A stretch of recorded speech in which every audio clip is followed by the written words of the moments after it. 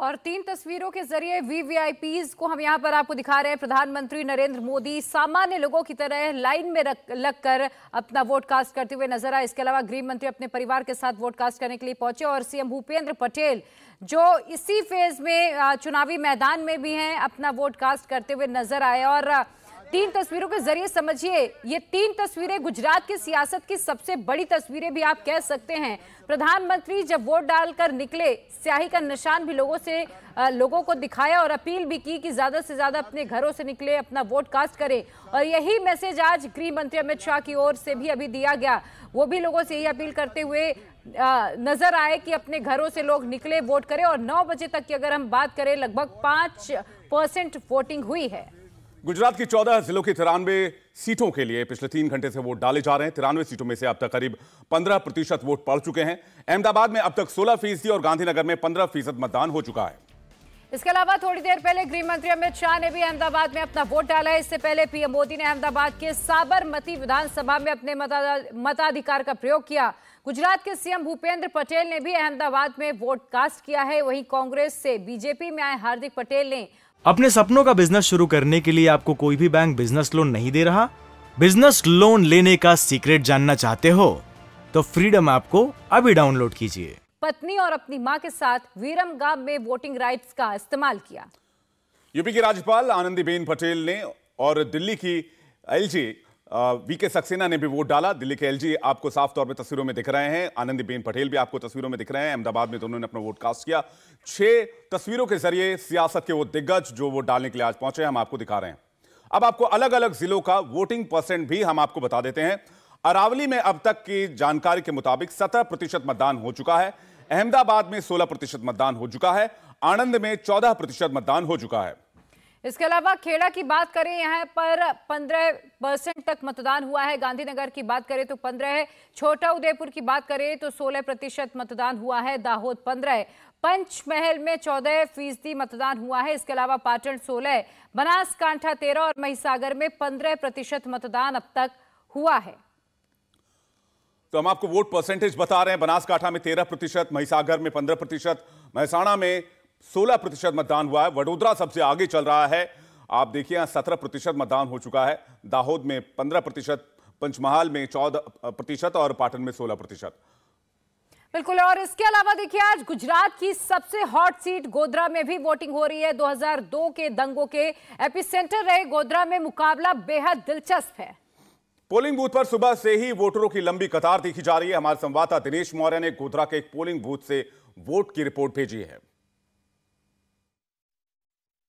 बड़ी संख्या में सुबह से ही मतदाता पोलिंग बूथ पर पहुंच रहे हैं। इस वक्त हमें गोधरा के पंचमहाल पोलिंग बूथ पर, यह गोधरा के सबसे संवेदनशील पोलिंग बूथ्स में से एक है। बाहर आप देखिए, यहाँ पर करीब 5 बूथ्स अलग अलग बनाए गए हैं जहां पर मतदाता जो है अपनी बारी का इंतजार कर रहे हैं। इस बार गोधरा की लड़ाई कांटे की टक्कर है। कांग्रेस और बीजेपी के लिए यह सीट प्रतिष्ठा की बनी हुई है। एमआईएम के इस चुनाव में उतरने से यह सीट और भी ज़्यादा इंटरेस्टिंग हो गई है। जिस तरह का चुनाव प्रचार किया गया ओवैसी की तरफ से, बीजेपी की तरफ से, उस वजह से माहौल यहाँ पर पूरी तरह से बदल गया था। एमआईएम का दावा है कि वो यहाँ से जो है अच्छा प्रदर्शन करेंगे। वहीं बीजेपी को लग रहा है कि जिस तरह से उन्होंने योगी आदित्यनाथ और अपने अन्य बड़े नेताओं को यहाँ पर प्रचार के लिए उतारा था, तो उसका भी असर जो है यहाँ पर दिखाई देगा। वहीं कांग्रेस साइलेंटली यहाँ पर लगातार प्रचार कर रही थी। यहाँ पर जो वोटों का समीकरण है वही तय करेगा कि यहाँ पर जीत किसकी होगी।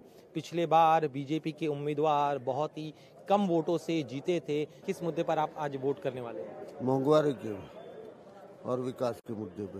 अच्छा, किसकी हवा लग रही है आपको यहाँ पर? किसकी हवा लग रही है आपको? किसका प्रचार में ज्यादा जोर दिखा? नहीं, वो तो मेरा पर्सनल इश्यू है, मैं ये नहीं बता सकता आपको। मत बताना भी नहीं, वो भी नहीं, हम सिर्फ ये समझना चाहते हैं कि यहाँ पर जोर किसका दिखाई दे रहा है आपको? किसने सबसे ज्यादा ताकत लगाई? कांग्रेस का।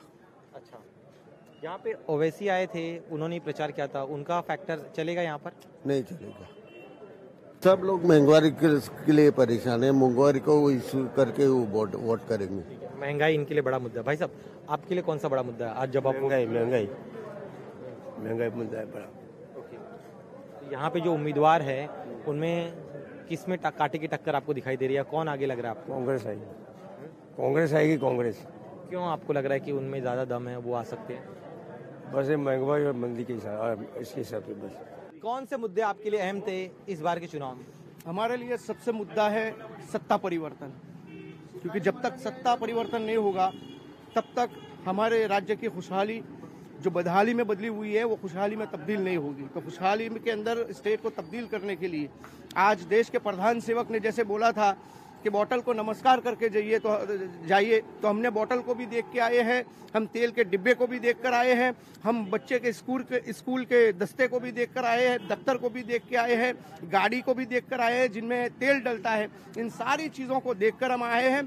देश के जो प्रधान सेवक हैं उन्होंने जो बातें बताई थी कि इसको देख कर जाइए, इसको देख कर जाइए, इन चीज़ों को देख कर जाइए, तो इन सभी चीज़ों को हमने देखा है। हालांकि स्टेटमेंट उनका 2014 से पहले था, लेकिन अब बड़ों की बात है तो लंबे अरसे तक याद रहनी चाहिए, तो उनकी बातों पर हमने अमल किया है। हमने गैस के बोतल को भी नमस्कार करके देख कर आए हैं, तेल के डिब्बे को भी देखा है, गाड़ी को भी देखा है, घर की बिजली को भी देखा है। इन सारी चीज़ों को देखकर हमने इस बार परिवर्तन की शंखनाद के साथ वोट किया है। वोट करके आपके लिए कौन सा मुद्दा अहम था जब आप गए थे मतदान? हमारे लिए सबसे बड़ा मुद्दा ये है कि सरकार ऐसी होनी चाहिए कि हिंदू मुस्लिम को साथ लेकर चले, एक तरफी न रखे, क्योंकि हिंदू मुस्लिम को साथ लेकर चलेगी तभी परिवर्तन होगा। ऐसा नहीं कि खाली हिंदुओं को लेकर चले। अपने सपनों का बिजनेस शुरू करने के लिए आपको कोई भी बैंक बिजनेस लोन नहीं दे रहा? बिजनेस लोन लेने का सीक्रेट जानना चाहते हो तो फ्रीडम ऐप को अभी डाउनलोड कीजिए। नहीं, ये गलत बात है कि मुस्लिमों को भी साथ लेकर चले। अगर सरकार का एक हाथ हिंदू है तो दूसरा हाथ मुस्लिम है, क्योंकि मुस्लिम भी आपको चाहती है, तो सरकार ऐसी होनी चाहिए कि परिवर्तन आना चाहिए। मतदान कर आए हैं, आप मुझे बताइए कि यहाँ पर ओवैसी भी आए हुए हैं, क्या ओवैसी फैक्टर चलेगा इस चुनाव में? ओवैसी फैक्टर थोड़ा बहुत ऐसा लगता है, थोड़ी बहुत हवा है, बहुत ज़्यादा नहीं है। अच्छा, लेकिन उन्होंने तो जमकर प्रचार किया है, मौलानाओं की फौज उतार दी थी उन्होंने यहाँ पे। ऐसे तो बहुत कुछ किया था, लेकिन ऐसा कुछ बहुत ज़्यादा लगता नहीं है। प्रधानमंत्री मोदी यहाँ पे मुख्यमंत्री थे, आप प्रधानमंत्री है, उनके बारे में आप क्या सोचते हैं? क्या उनका असर, उनका चेहरा यहाँ पे चलेगा गोधरा में? इस बार मैंने बोला कि परिवर्तन की मांग है, तो आप समझ सकते हैं वो थे। अब की बार परिवर्तन बहुत सारे लोग अब परिवर्तन चाहते हैं।